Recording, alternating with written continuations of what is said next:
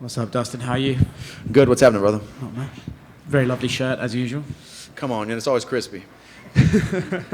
So what exactly brings you to Houston? Is there anyone on the card that you have a special interest in? Yeah, I grew up training with Matt Schnell. He's a North Louisiana guy. Unfortunately, he's not fighting tonight, but Renato Moicano's a home team and American top team with us, as well as Andre Arlovsky. So coming to support the guys, and also I live a few hours away in Louisiana in Lafayette, so anytime big fights are here in Houston, I try to make it. Right, obviously the big story with you is there's this Nate Diaz fight that keeps getting talked about, but then as soon as it seems like there's any traction, something happens, and then suddenly it's not happening at all. From your perspective, what exactly is happening with that fight? How realistic is it, and what's going on? I think there's a good chance it's going to happen. I think summer's probably a good target, if I would put one on a calendar, but I'm not sure. But I have a good feeling it's going to happen. I'm not sure if I'm going to stay at 170 pounds, but this fight makes sense. He's a guy. I just want to be in fights that mean something to me. Nate's a guy I grew up watching fight. I respect him and his brother. I think that stylistically it's going to be fun for the fans. This is a fight of the year type of fight, and those are the kind of fights I want to be part of. He did say earlier in an interview that the UFC was still playing around and he can't seem to get the fight signed, but he said he wants it to be his retirement fight. I'm not sure if you believe that, or what are your thoughts on that? I don't believe that. Nate, he's got that dog in him. He's going to fight forever, We'll see what happens, but I believe he has a lot of fight left in him, but no telling what his plans are and his exit game or whatever's going on. But I want the fight, and I think he wants it as well. Do you think that was maybe just him playing some negotiation games there? Just last fight in his deal and stuff like that? I have no clue, On my side, let's go. On his side in the UFC, they got to get it figured out. But I'm ready to rock. Would you like it to be 5 rounds, I assume? I want it to be 10 rounds. Obviously, you have another teammate coming up with Jorge Masvidal fighting Colby Covington. That's a fight that's long been discussed, and everyone knows about your personal feelings towards Colby and now Jorge's. How do you see that fight going, and how important is it, do you think, for Jorge to beat him to kind of show Colby that you can't say the stuff he's been saying and get away with it? George is a guy who, I've been around for the last 11 years. He's helped me out, with knowledge and insight to the game. He's a pioneer of the sport. He was doing it way before it was cool. So guys like that, even if I wasn't friends with him, I respect guys like that. Nate's one of those guys. I'm rooting for George, obviously. He's a teammate, a friend. He was part of me bumping up to lightweight when I was a 45er in the gym, sitting back one day after training. He was telling me, dude, just do it. You're not, getting overwhelmed by the strength of me. That's when he was still at 55. George is just a good dude, man. And I want to see him succeed. I know he's working hard. I know Bo Nichols down there at American Top Team, and we have a lot of good wrestlers there, so he's preparing his wrestling game. And his fight IQ and skill is going to speak for itself, I believe, in this fight, but it is fighting. I'm rooting for George. Did you ever see those two train together or spar, and do you have any idea of how it might go? I'm not the guy to lift the curtain and tell you guys what happens in the gym, but, it's going to be on display for the world to see, 5 rounds. Yeah, I was in the gym for years with these guys. I've seen a lot of training sessions. I've been in a lot of training sessions. But training and fighting is 2 different things. Is that a fight you want with Colby? I know there's all this back and forth with you guys, and then he put out that clip that one time and all that sort of stuff. But after this fight, you said you're not sure if you want to stay at welterweight, but if they offered you that fight, would you take it? No. I'll never fight Colby in an octagon where there's finances on the line. If I fight Colby, we're both going to jail. I'm going to jail. I'm not going to fight him in the octagon. He's not making money off of my career and what I've done. This is something different, You will never see me fight Colby Covington in the UFC. It's funny you say that, right? Because some people would say that the Conor fight would have been in a similar situation, but you did fight him in the octagon. What is it about Colby that's different, that stands out? Me and Conor have history, fighting him at 45, then bumping up, fighting him 7 years later, beating him. And even that fight, I'm probably not going to fight Conor again. I don't really want to fight Conor again. For me, that door is closed. The only reason I do it is for money. I beat him 2 times in a row. What can I best my 2 performances? Can I knock him out quicker? Can I 10-7 him? What can I do? I've done it. If I do it again, it's just for money, right? So that's a completely different thing.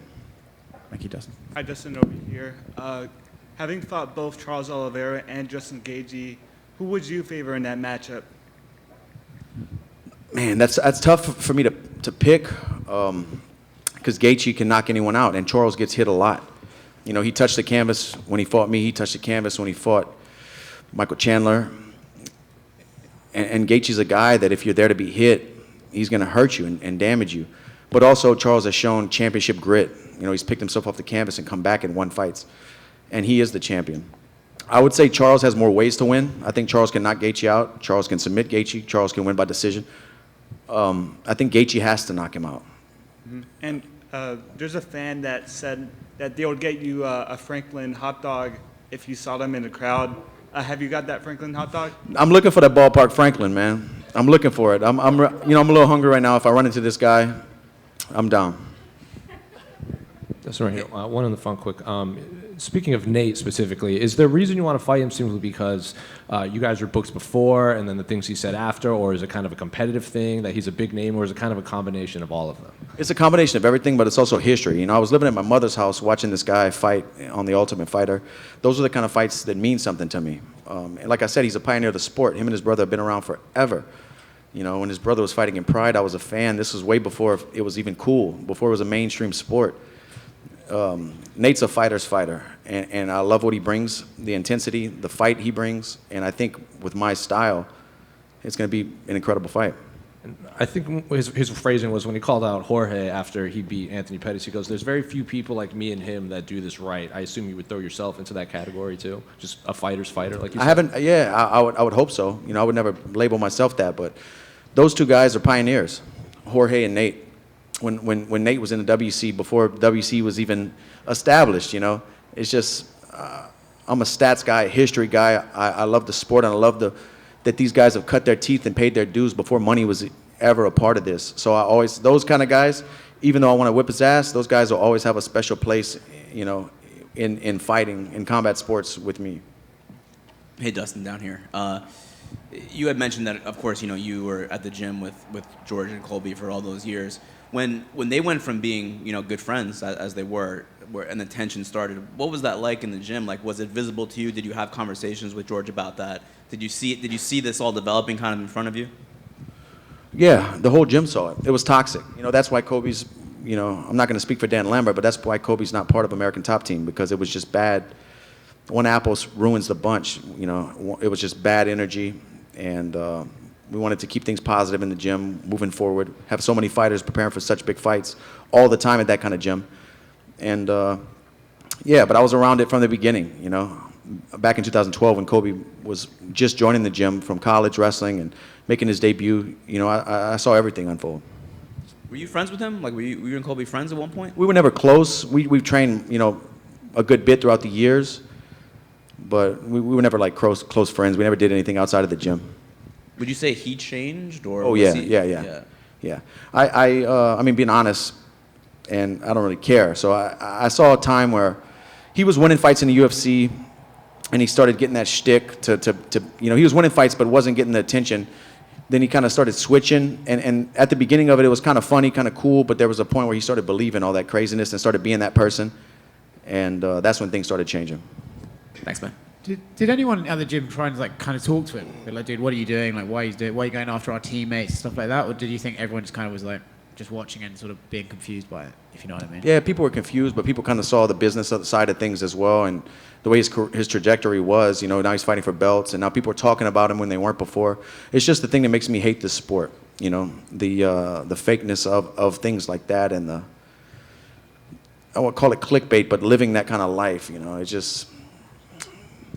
It's not the same thing that I fell in love when I started fighting 15 years ago. It's a different thing now. You know, guys are making their way through the ranks a different way. Is that another reason why you're kind of looking for fights that interest you, and you're not interested in the biz shit? Bullshit of it? You said it. The bitch shit. You said it right. I meant bullshit. No, say you're right. The bitch shit. Yeah, I'm not interested in it. You know, I want real fights, fun fights, fights that mean something to me. Okay. No bitch shit. No bitch shit. How hard do you think it will be for somebody to humble Colby? Do you think it's even possible? Bro, I don't know. That's on him, you know. We all take these losses differently. We'll see what happens, you know. But you put yourself in a position when you talk like that, you talk that much, you become, when you do fail, and when you do it long enough and fight the best guys, you will fail.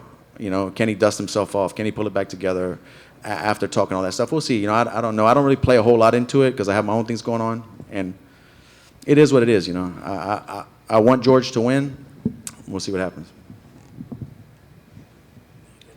I watched you on Fightsville. That's the first time I saw you, and you're just talking about being in the game for 15 years, and they say time flies. How has this ride been for you, and how quick has that time flew for you? It's crazy, man. I see like flashback pictures from 10, 12 years ago, and just how much things have changed in my life, business-wise, fighting-wise. Like I was saying, the sport's a different sport. You know, going from fighting in the WC on Versus to being on Fox. You know, I fought on the first Fox card in Anaheim.